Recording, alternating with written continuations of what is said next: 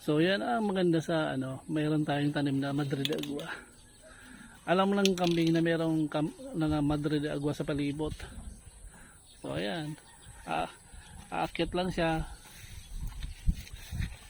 Yan, paborito niya yung Madre de Agua. Oh, kita nyo, paborito. Unlimited pa yung pagkain niya. Oh, kasi marami tayong Madre de Agua dyan sa palibot.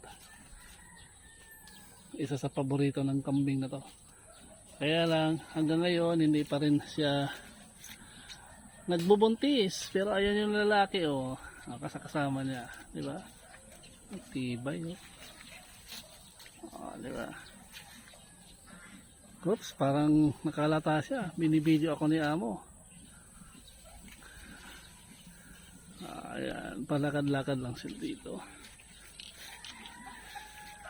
Ayan, di ba?